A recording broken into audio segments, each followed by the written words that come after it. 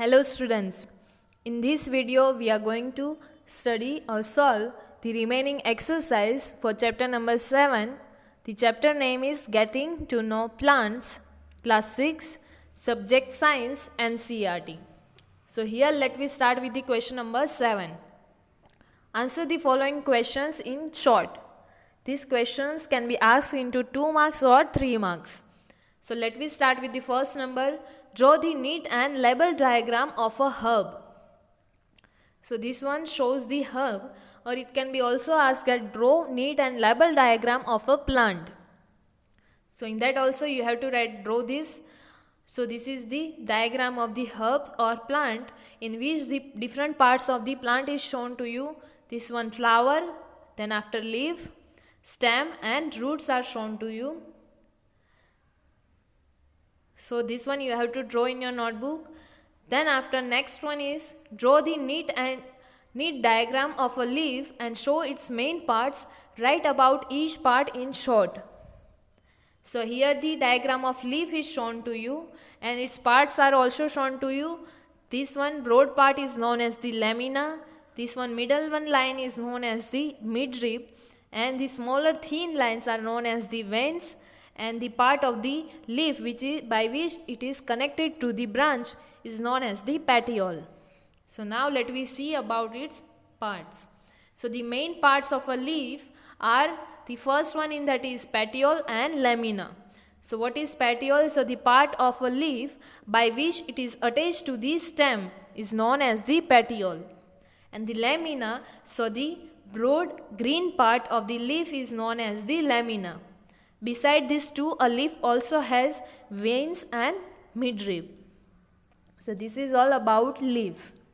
Next, third question. What are the functions of a stem?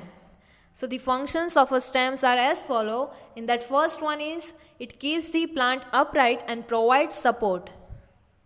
It provides support to the plant. Then after, leaves, flowers and fruits are arranged around the stem in such a manner that they all get sunlight. The next one is, the stem conducts water from roots to the leaves and the other parts of the plants, and the food from leaves to the other parts of the plant. So these are the functions of the stem. Fourth number, what are the functions of a leaf? So the functions of a leaves are as follow. The leaves help in the interchange of gases by the process of transpiration and the photosynthesis. It also exchanges the gases. They release lot of water into the air through the transpiration. The next one, they prepare the food for the plant by photosynthesis process. So these are the functions of the leaves. Next, fifth number, what are the functions of a root? So the functions of roots are, the first one is, roots are anchor or bind the plant firmly in this soil or with this soil. The another one is, roots absorb water and minerals from the soil. So these are the functions of the roots. Next, sixth number, why are leaves of the plant green in color? Why the leaves are green in color? So the leaves of a plant do photosynthesis and prepare food for the plant in the form of starch. A green color pigment, which is known as the chlorophyll, is necessary for this process, which is present in the leaves. And because of that pigment or that green color substance, the leaves are green in color. Next, seventh number, why is the stem known as the two-way street? So the stem conducts water and mineral solution absorbed by the roots to the leaves and other part of the plants. And it also transports food made by the leaves to the roots and other parts of the plants. And hence the stem transport the substance to and from the different parts of the plant. So it is known as the two-way street. Next, 8th number, draw a neat and label diagram of a stamen and explain its parts. So it is the diagram of stamen. Two parts are there, that is anther and filament. So the stamen is a male reproductive organ of a flower, and a flower may have more than one stamen. It is generally covered by a petals, and there are two main parts of a stamen are anther and filament. The sac-like or the bag-like top structure of a stamen is called anther, and the long stick-like structure on which the anthers rest or that is placed is called filament. So this is the parts of the stamen. Next 9 number, draw a neat diagram of pistil and show its parts and explain each of its in short. So this is the diagram of pistil. The parts are shown to you, that is stigma, style and ovary. So pistil is the female reproductive organ of a flower, and it is the innermost part of a flower. The three parts of a pistils are stigma, style and ovary. In that first one, stigma, so stigma, it is the sticky tip of the pistil on which the pollen deposited at the beginning of the pollination gets. The style is the long slender stalk, or it is like a stick that connects to the stigma and the ovary. And the third one is ovary. So this is the thickened lower part of the flower which holds its major organs. Small bead-like structure or small bead-like particles known as the pollen grains are found inside the ovary. So this is the different parts of the pistil. Next is 10th number, explain the structure of an ovary. So it is the lowermost and swollen part of the pistil, and it is an important part of the female reproductive system. It is an ovary is cut. If an ovary is cut longitudinal and transversal, then small beads like structure called ovules are seen. Here it is shown to you. The ovary is there and ovules are there.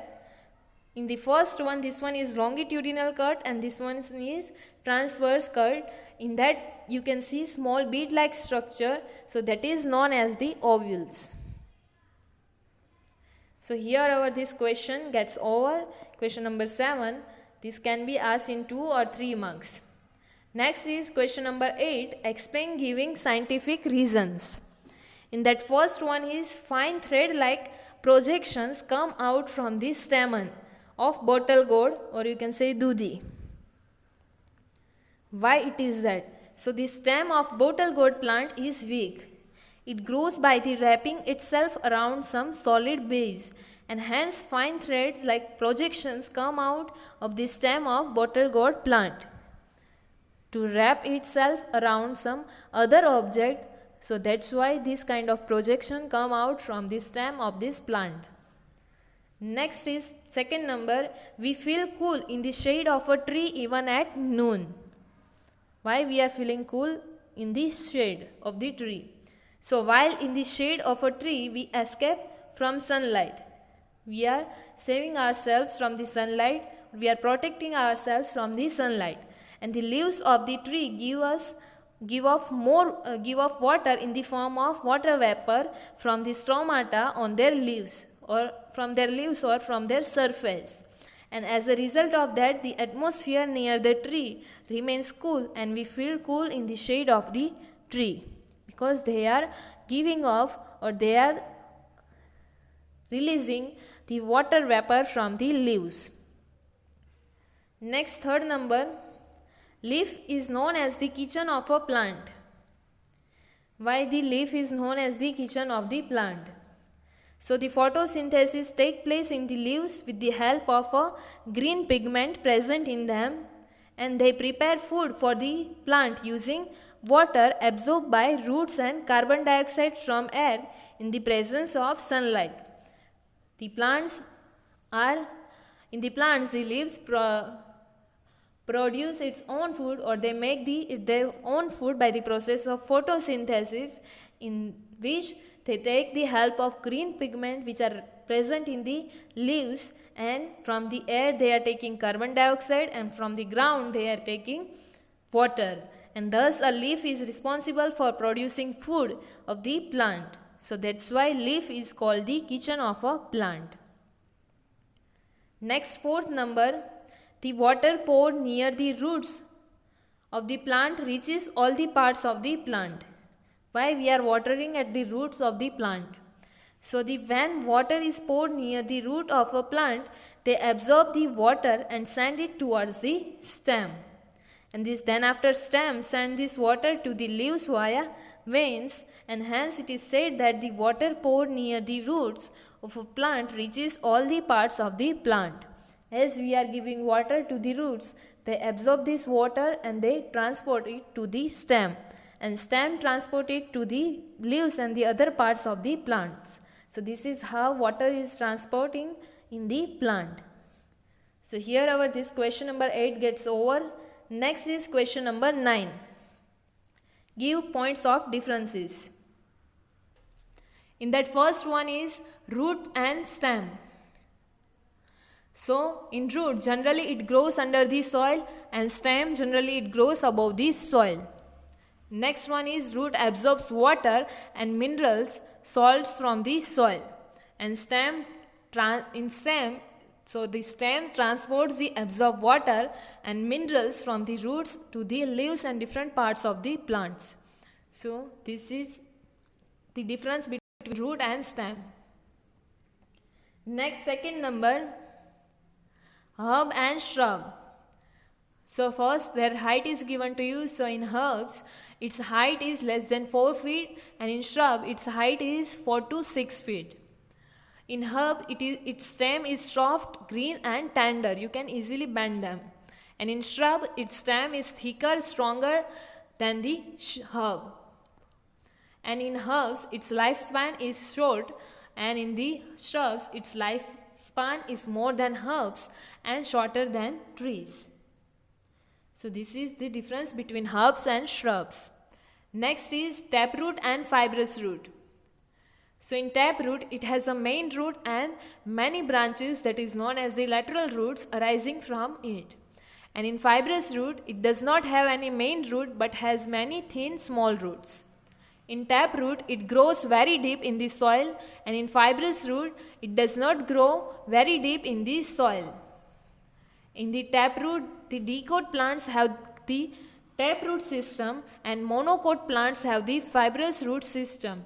What is dicot and monocot plants? That is, you had already studied. If you will break the seed of the dicot plant or any seed, if it will break into two equal half, then it is known as the dicot or dicot seeds. And if it will break into powder form or the not into two equal halves, then it is known as the monocot seed. So this is the difference between taproot and fibrous root. Next is between reticulate venation and parallel venation. So in reticulate venation, if the veins are arranged net-like on both the sides of the midrib, so the venation is known as the reticulate venation. And if the veins in the leaf are parallel to each other, then the venation is called parallel venation. Next difference is, in reticulate venation, dicot plants have the leaves with reticulate venation, and monocot plants have the leaves with the parallel venation. So this is the difference between reticulate venation and parallel venation. Next difference is between petals and sepals. So in petals, these may have many colors, and sepals are green in color. Petals, the main job of petals is to attract insects so that pollination may occur, and the sepal fold over and protect the close bud from weather and injuries while developing. So this is the function of sepals. In petals, they are present inside the sepals, and these sepals are present outside the petals. So this is the difference between sepals and petals. Next difference is between stamen and pistil. In stamen, first one, it is the male reproductive system organ of a flower, and pistil is the female reproductive organ of the flower. Pollen grains are produced in the stamen's anther, and ovules are produced in the ovary of the pistil. And the main parts of the stamen are anther and filament, and the main parts of the pistils are stigma, style and ovary. So this one is the difference between stamen and pistil. So these are the difference, question number 9. Now next is question number 10, classification. Classify the following. The first classification is between herbs, shrubs and trees. The name of the different plants are given to you. Here the answers are given to you. The examples of the herbs are tulsi, vinca, maize, rose, marigold and bajri.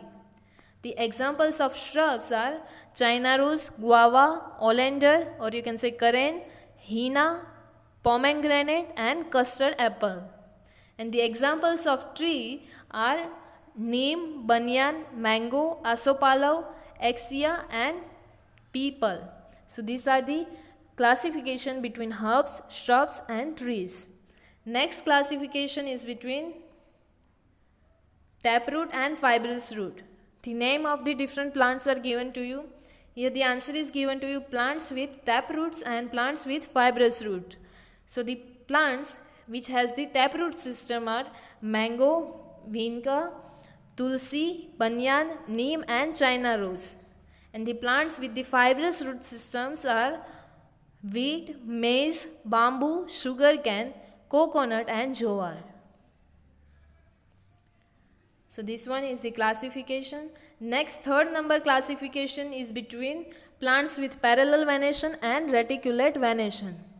The name of the different plants are given to you. The plants with parallel venation are wheat, sugarcane, banana, maize, bamboo and cynodon.